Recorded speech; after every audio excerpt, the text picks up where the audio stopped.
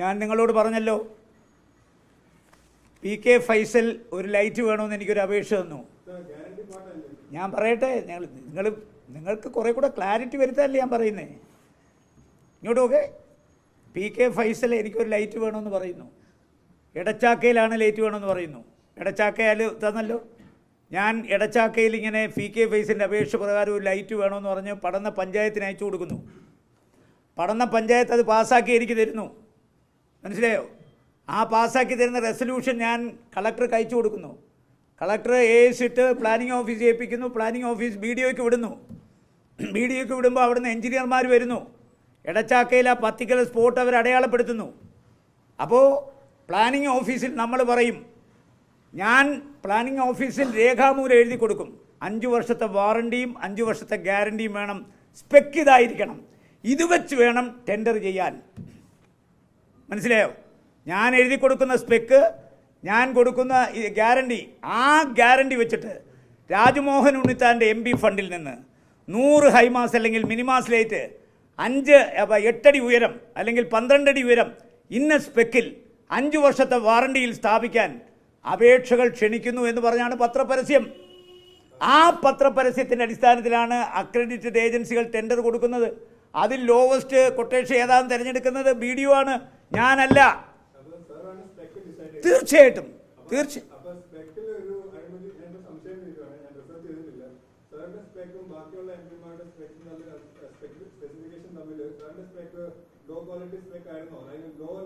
അല്ല, നിങ്ങൾ പോയി ആ സ്പെക്കൊക്കെ പരിശോധിക്കാശാനെ.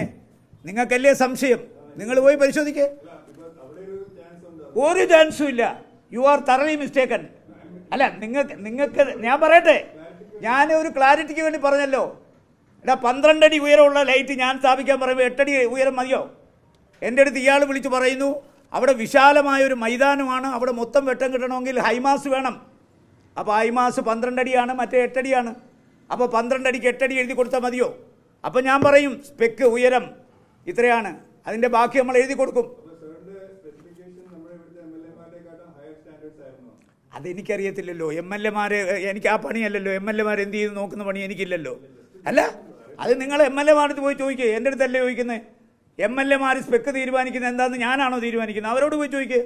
ഞാൻ കൊടുത്തിട്ടുള്ള സ്പെക്ക് അനുസരിച്ചിട്ടാണ് അവർ ടെൻഡർ വിളിച്ചിട്ടുള്ളത്. മനസ്സിലായോ? ഈ ഉയരം, ഈ സ്പെക്ക് അനുസരിച്ചുള്ള അക്രഡിറ്റഡ് ഏജൻസികളിൽ നിന്ന് ടെൻഡർ വിളിക്കുന്നു. You got the point?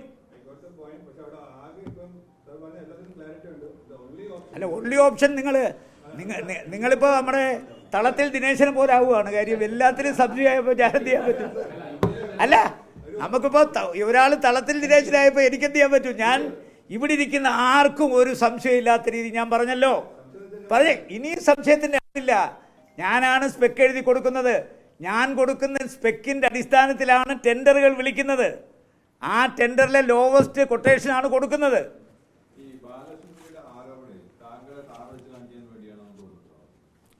ഞാൻ ഈ നാട്ടുകാരനല്ല, ഞാൻ മാവിലായിക്കാരനാണ്.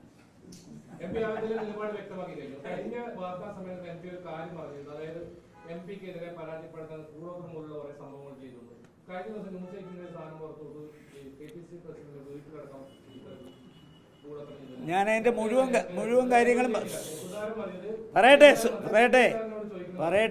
ബ്രേക്കിംഗ് ന്യൂസ് വിട്ട ബിജു ആണല്ലോ, അല്ലേ? കാസർഗോഡ് നിന്നാണല്ലോ ഈ ന്യൂസ് പോയത്, അല്ലേ? ഇരിക്കട്ടെ, നിങ്ങളുടെ ന്യൂസ് ചാനലാണല്ലോ വിട്ടത്. അതാരാണ് നിങ്ങൾക്ക് തന്നതെന്ന് പറഞ്ഞാൽ ഞാൻ സകല കാര്യവും വിശദീകരിക്കാം. ഞാൻ പറയട്ടെ ബിജു, ഞാൻ പറയട്ടെ. നിങ്ങൾ മാത്രം പറഞ്ഞുകൊണ്ടിരിക്കാതെ, നിങ്ങൾക്ക് ഈ സാധനം എവിടുന്ന് കിട്ടി, ആരാ തന്നെന്ന് പറഞ്ഞാൽ ഞാൻ മുഴുവൻ കാര്യം എക്സ്പ്ലെയിൻ ചെയ്യാം. അല്ലെങ്കിൽ കമാന്ന് മിണ്ടരുത്.